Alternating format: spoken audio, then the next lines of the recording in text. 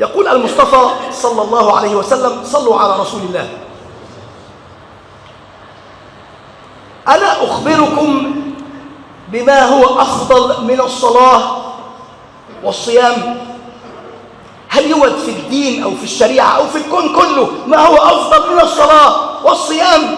قالوا: بلى يا رسول الله. فقال صلى الله عليه وسلم: إصلاح ذات البين، إصلاح ذات البين، فإن فساد ذات البين هي الحالقة. لا أقول تحلق الشعر ولكن تحلق الدين. يعني للأسف الشديد إلا ما رحم ربي كثير من المسلمين يقع في هذا الموضوع وهو يدري أو وهو لا يدري، الله أعلم. حاول دائما وأبدا ألا تكون سببا في الوقيعة بين اثنين. ممكن تنقل جملة أو تنقل حوار من شخص لشخص وتكون سبب في موت الشخص الأولاني مثلا، تكون سبب في طلاق بين زوج وزوجته، تكون سبب في فض شركة بين اثنين. حاول دائما وأبدا ألا تكون سببا لنقل الكلام حتى لو كان هذا الكلام حدث حقيقة. ربنا سبحانه وتعالى بيشبه هذا الإنسان حتى لو الكلام المنقول كلام حدث حقيقة. إذا جاءكم فاسق بنبأ، يبقى اللي جاي بالنبأ ده ربنا شبهه بالفاسق. يا سبحان الله، إذا جاءكم فاسق بنبأ فتبينوا أن تصيبوا قوما بجهالة فتصبحوا على ما فعلتم نادمين. حتى لو كان اللي جاي كلام حدث بالفعل، حتى لو كان حدث بالفعل. فحاول دائما وابدا ان تكون معوال بناء بين اثنين، اب وابنه، اخ واخته، شريكين في شغل، زوج وزوجته. حاول دائما ان تكون معوال اصلاح لا معوال هدم. دائما وابدا ابتعد عن الغيبه والنميمه، فانها تاكل الحسنات. سبحان الله، تدخل المسجد لتتلقى من الله الثواب والاجر. الخطوة تمحو سيئة وخطوة ترفع درجة. وبص تلاقي الواحد دخل المسجد عمل له مثلا 100 200 300 حسنة، وفي لحظة ممكن يجلس جنب واحد يقول له فلان عمل وفلان سوى. فدائما وأبدا حاول أن تكون مع الحق. ابتعد دائما وأبدا عن نقل الكلام حتى لو كان هذا الكلام حدث حقيقة. سيدنا محمد بيقول في حديث لي: ألا أخبركم بشراركم المشاؤون بالنميمة. حتى لو كان الكلام حدث بالفعل، إذا ما نقلت كلام حدث بالفعل فهي غيبة نميمة، وإذا هذا الكلام لم يحدث فهو بهتان وكذب على صاحبه. في الحالتين مصيبة. فوالله إن النميمة قد تفسد مجتمعا بأكمله. فالوقيعة والفتنة والبغضاء بين الناس قد تصل إلى التقاطع، للقتل، للطلاق، لعقوق الوالدين. يقول المولى عز وجل: الفتنة أشد من القتل.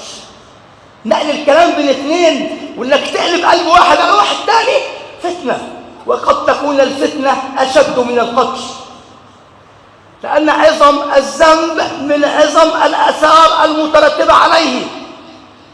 خدها كده قاعدة: عظم الذنب من عظم الآثار المترتبة على هذا الذنب. يا عم أنا كنت زنيت، وأنا كنت سرقت، وأنا كنت عملت كبيرة، ده مجرد ما أنا قلت له فلان قال كذا، أنا ما عملتش حاجة. والله قد تكون الكلام ده يعني سبحان الله كذبا وزورا وعدوانا، وقد يكون حقيقة، ولكن نقله في حد ذاته بيقلب القلوب، بيعمل فتنة بين الناس، بيعمل وقيعة بين الناس وبعضيها. عظم الذنب من عظم الآثار المترتبة عليه، وعظم الأجر حتى لو ابتسامة في وجه أخيك. ممكن تلاقي بتبتسم له، يعني بتديله شيء من التفاؤل، شيء من الطاقة الإيجابية إن هو يكمل. عظم الأجر من عظم الآثار المترتبة عليه حتى لو ابتسامة. قال عز وجل: إن جاءكم فاسق بنبأ فتبينوا أن تصيبوا قوما بجهالة فتصبحوا على ما فعلتم نادمين. سبحان الله، يقول المولى عن ناقل الكلام فاسق في الآية، ويقول صلى الله عليه وسلم أيضا في ذلك لا يدخل الجنة نمام، لا يدخل الجنة نمام ولو صلى وصام وحج وأدى زكاة ماله ولو زعم أنه مسلم. طبعا لأن الآثار المترتبة عن الغيبة والنميمة آثار لا حصر لها.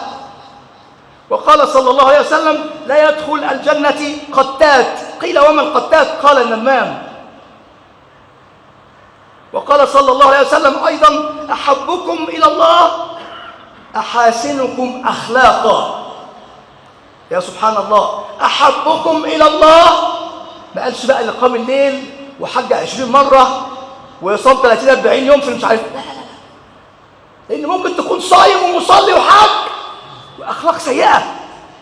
الأخلاق سيئة، إيه فايدة الصلاة والصيام والحج اللي بنعمله والأخلاق سيئة؟ امرأة كثيرة الصلاة كثيرة الصيام ولكنها تؤذي جيرانها، هي في النار، في الشام قاش. إذا لم تنهج الصلاة عن الفحشاء والمنكر فلا صلاة لك. إذا لم تتعلم من الصيام تقوى الله فماذا تتعلم؟ احنا بنكون صايمين ومستحيل وألف مستحيل تستخبى كده وتشرب كوباية مية، مستحيل. ليه؟ لأنك تعلم علم اليقين أن الله يراك.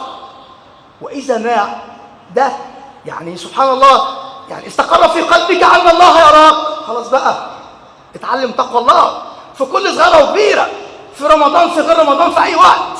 أنت في رمضان اتعلمت تقوى الله لعلكم تتقون. مستحيل طفل عنده 10 سنين يخش المطبخ يشرب مية، ده أنا صايم، ده ربنا شايفني.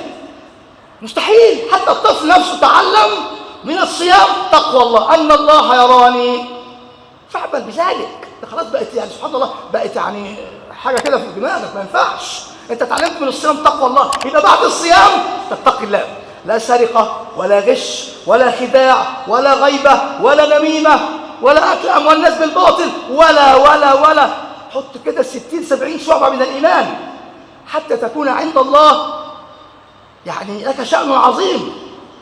من عمل صالحا من ذكر أو أنثى وهو مؤمن فلنحيينه حياة طيبة. فلنحيينه الحياة، مش الموت والقبر لا لا لا، في الدنيا نفسها.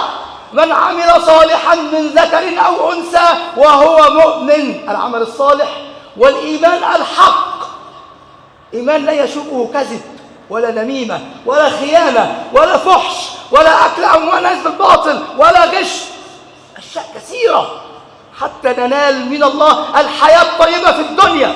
دي آية في القرآن وكأنها قانون. أحاسنكم أخلاقا، أحبكم إلى الله أحاسنكم أخلاقا، الموطؤون أكنافا، الذين يألفون ويؤلفون. إنسان متواضع، إنسان بسيط. سيدنا محمد مسك الفاس كان بيحفر في الخندق وهو رسول الله أفضل خلق الله على وجه الأرض، أخذ الفأس ليضرب في الأرض في غزوة الخندق وهو رسول الله. وإن أبغضكم عند الله المشاؤون بالنميمة. ابتعد دائما وأبدا عن جلسات السوء، جلسات النميمة. لو لقيت مفيش حل سيب وامشي، شوف لك مكان تاني، لكن ما تقعدش في قعدة فلان عمل وفلان سوى وفلان ابن كذا وكذا وفلان مش عارف ايه، وتقعد نسب ونلعب. وبعدين ده الموت بيجي في لحظة، والله العظيم الموت بيجي في لحظة. كان عندي امبارح النهارده سبحان الله الله يرحمه بنصلي عليه جنازة في لحظة. وإن أبغضكم عند الله المشاؤون بالنميمة، المفرقون بين الأحبة، الملتمسون لهم العثرات. ما بيصدق إن أخوه غلط غلطة، يا رب ده عمل ده سوى ده مش عارف إيه. يا عم أنت هتحاسبه، أنت مالك؟ خليك في حالك، خليك في حالك. من كان بلا خطيئة فليأمن الناس مش عارف الحجر. يعني سبحان الله ما فيش حد بلا خطيئة، جل من لا يسهو. أي إنسان ممكن يغلط، وربنا سبحانه وتعالى إن الله يغفر الذنوب جميعا إلا الإشراك بالله. وأصلحوا ذات بينكم وأطيعوا الله ورسوله إن كنتم مؤمنين. آية من آيات القرآن يقول المولى عز وجل وأصلحوا ذات بينكم وأطيعوا الله ورسوله إن كنت فعلا مؤمن أطيع الله ورسوله في البعد عن الغيبة والنميمة، وأن تكون مصلحا بين الناس لا تكون مفسدا. ويقول المولى عز وجل: ولا يغتب بعضكم بعضا. والله لن يستقيم إيمان عبد حتى يستقيم لسانه، ولن يستقيم لسانه حتى يستقيم قلبه. فأين نحن من هذا الأدب الإلهي الكبير؟ سيدنا معاذ بيتكلم، فسيدنا محمد بيشاور له على فسيدنا محمد يقول له، سيدنا معاذ يقول له: وأن يا رسول الله مؤاخذون بما نتكلم؟ هو احنا كل كلمة هنقولها ربنا يحاسبنا عليها؟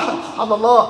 يقول له: سكلتك أمك يا معاذ، وهل يكب الناس على مناخيرهم في النار إلا حصائد ألسنتهم؟ حساب عسير، الحساب عسير حتى في الدنيا. حتى ننال من الله الحياة الطيبة ابتعد عن الغيبة والنميمة، ابتعد عن أكل أموال الناس بالباطل، ابتعد عن زرع الكراهية بين أخ وأخوه، أم وابنها، زوج وزوجته، أب وابنه. دائما وأبدا كن معوال بناء، لا تكن معوال هدم. اللهم اهدنا فيمن هديت، اللهم عافنا فيمن عافيت، اللهم تولنا فيمن توليت، اللهم بارك لنا فيما أعطيت، اللهم قنا واصرف عنا شر ما قضيت، اللهم عاملنا بالإحسان إذ الفضل منك وإليك، اللهم أصلح فساد قلوبنا، اللهم اطرد الشيطان من بيننا، اللهم أصلح ذات بيننا، اللهم أرنا الحق حقا وارزقنا اتباعه، وأرنا الباطل باطلا وارزقنا اجتنابه. اللهم حبب إلينا الإيمان وزينه في قلوبنا، وكره إلينا الكفر والفسوق والعصيان. اللهم اجعلنا من عبادك الراشدين، اللهم اهدنا واهد بنا واجعلنا هداة مهديين. وآخر دعوانا أن الحمد لله رب العالمين، وصلى الله على سيدنا محمد النبي الأمي وعلى آله وصحبه وسلم. أقم الصلاة.